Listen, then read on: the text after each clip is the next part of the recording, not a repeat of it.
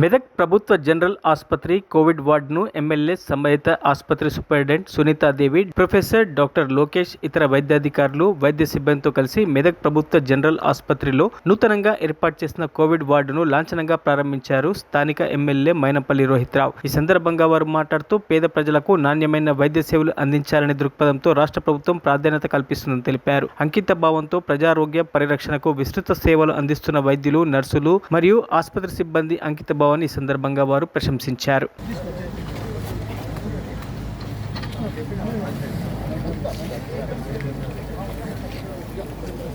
అధ్యక్ష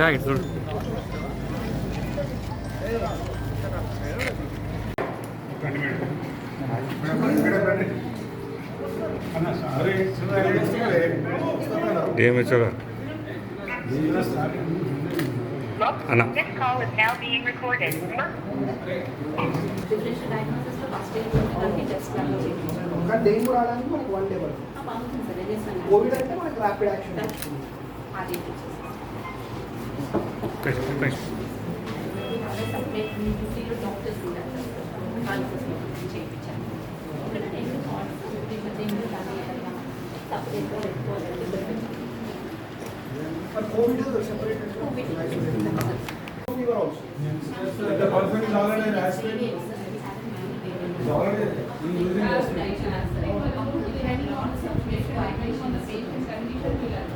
The patient is already in the first hospital. He is not patient.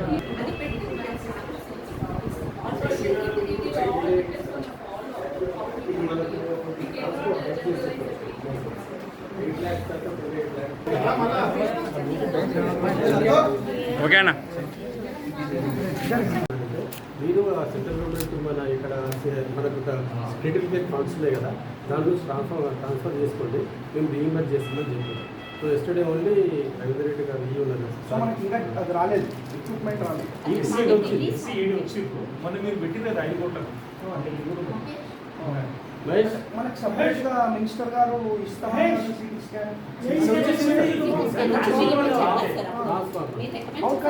మరిన్ని updates కోసం మా ఛానల్ని సబ్స్క్రైబ్ చేయండి.